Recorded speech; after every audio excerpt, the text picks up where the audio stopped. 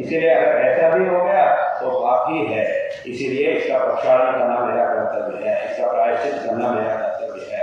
ऐसे सोचकर उन्होंने बहुत बड़ी तपस्या की थी। उस तप का प्रभाव से प्रायश्चित के रूप में बहुत दीर्घ लंबा तप उन्होंने किया था।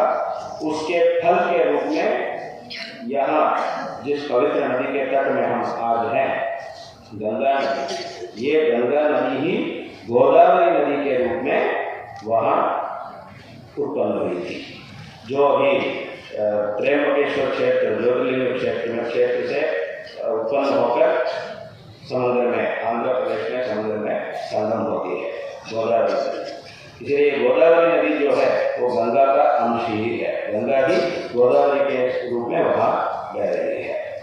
इसीलिए उस समय में गौतम महर्षि ने तपस्या की थी, उनके फल के रूप में गोदावरी नदी, गंगा नदी ही गोदावरी नदी के रूप में उत्पन्न हुई थी। और जहाँ ये काम हुआ था, गाय माया जहाँ हुआ था, वहाँ से बहकर पूरा उस प्रदेश को पवित्र करके गौतम महर्षि भी उसके अंदर उसमें स्नान करने के बाद वो पाप मिट गया, जो माया से जो पाप प्राप्त हुआ है वो मिट गया। ये पुराण की कथा। इसीलिए गोदावरी नदी का आरेख नाम भी है गौतमी। गौतम महर्षि की तपस्या से वो नदी वहाँ उत्पन्न हुई है। हमारे देश में जो बहुत बड़े बड़े नदियाँ हैं उनके गणना करेंगे तो गोदावरी का अभिषेक है। जैसे कि यहाँ गंगा नदी जितना विस्तृत रूप से बहती है, ऐसा ही वहाँ भी गोदावरी नदी बहुत ही विस्तृत रूप से बहती है।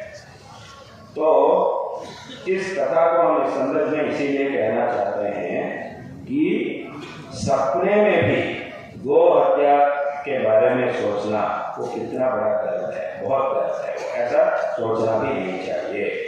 अगर सच में जहाँ हम हैं, जिस देश में, जिस पवित्र परंपरा जिस देश में विराजमान है, ऐसे देश में जहाँ हम रहते हैं, यही अगर ये सब काम हो रहा है तो हम उसकी उपेक्षा कैसे कर सकते हैं?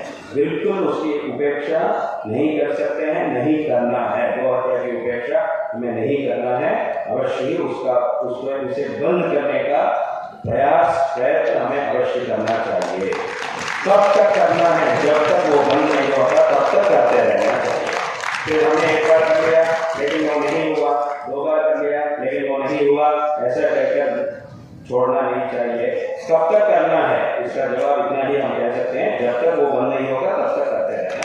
यही इसका जवाब है, इस प्रश्न का यही जवाब है। इसीलिए स्वयं जगतगुरु आद्य शंकराचार्य जी ने गोमाता के बारे में माता का धेनु हो, ऐसा उन्होंने कहा, उन्होंने घोषित किया स्वयं। और स्वयं भगवान गौतम महर्षि ने ये मिथ्या आरोप, चाहे वो आरोप मिथ्या भी हो या सच भी हो, इसके बारे में सोचना ही बहुत बड़ी गलती है। इसलिए उससे पाप हमें मिलेगा, उसका प्रायश्चित करना ही चाहिए। आज ये जो गोदावरी नदी है, अगर ये गो हत्या जो है, गो हत्या उसके बाद तो रहने दीजिए, गो हत्या के बारे में सोचना भी अगर गलती नहीं होती तो आज इस पवित्र गोदावरी नदी को हम इस देश में नहीं देख सकते हैं।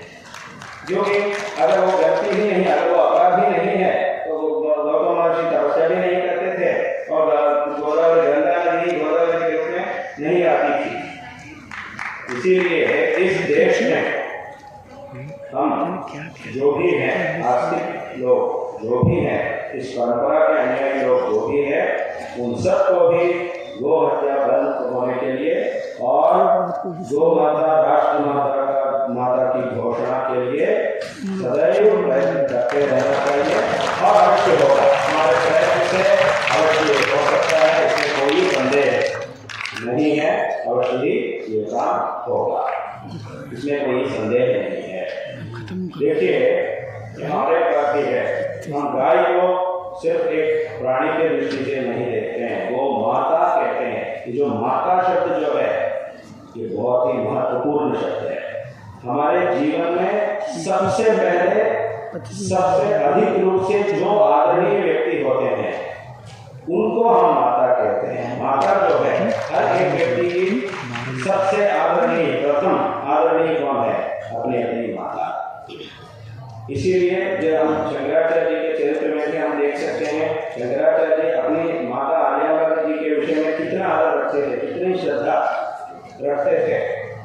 जब वे संन्यास के लिए निकल रहे थे, माता की आज्ञा लेकर ही निकले थे और जाने के समय में माता की देखभाल के लिए सभी प्रकार की व्यवस्थाओं को बनाकर जो अपने रिश्तेदार थे उनको माताश्री की देखभाल की जिम्मेदारी को सौंपकर वे यात्रा में संन्यास के लिए निकले थे।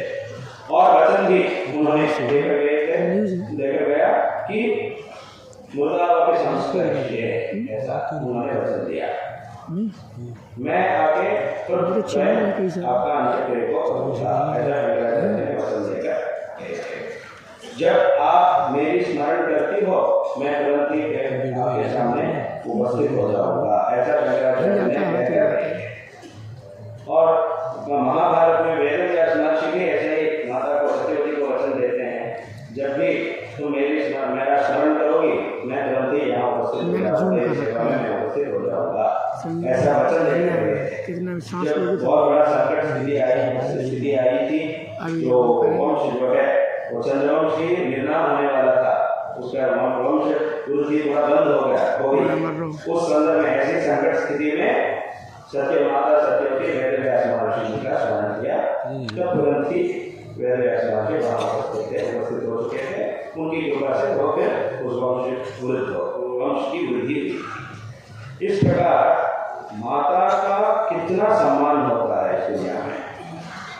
बहुत बड़े बड़े महापुरुषों के जीवन के चरित्र से भी हम जान सकते हैं कि उनके मन में माता जी के विषय में कितनी श्रद्धा थी, और ऐसे एक व्यक्ति के विषय में जिस शब्द का हम प्रयोग करते हैं उस शब्द को गाय के विषय में गौ माता ऐसा हम प्रयोग करते हैं।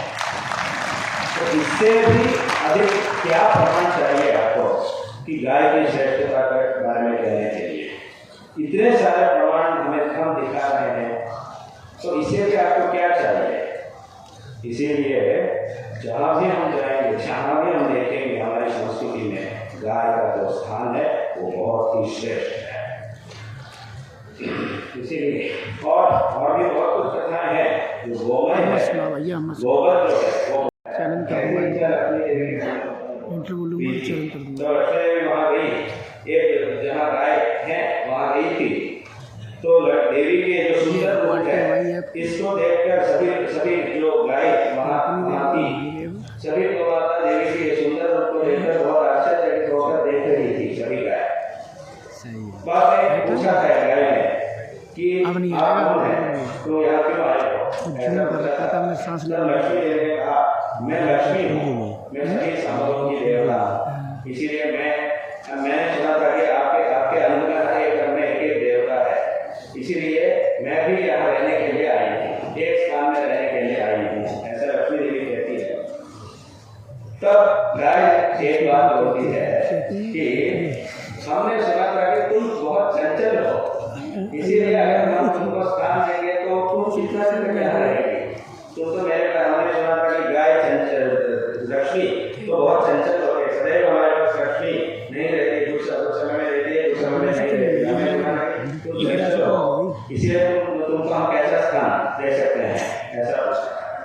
तब लक्ष्मी ने कहा नहीं, ऐसा नहीं, मैं यहाँ स्थिर रूप से रहूँ, मैं चंचल हूँ परंतु अन्य जगह में, परंतु यहाँ मैं स्थिर रूप से रहूँ। शंकराचार्य की अभी हमारे शरीर में तो पूरा भर गया, शरीर में हर एक अंग में भी एक देवता है, अभी इसके लिए स्थान नहीं है, हम क्या करें?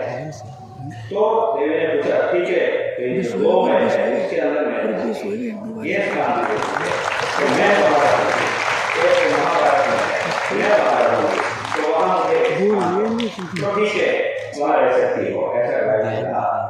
बाद में उसके बाद वो गोमय में लक्ष्मी का संदेश, इसीलिए उससे ही हम सिद्धि करते हैं, उसको हम मंगल स्वरूप मानते हैं, इसीलिए ये बात शास्त्रों में गोमय हो, जो गोमूत्र है, ये सब रखिए और थैला में रखिए। कुछ लोग ऐसा कहते हैं कि हमारे हिंदुओं को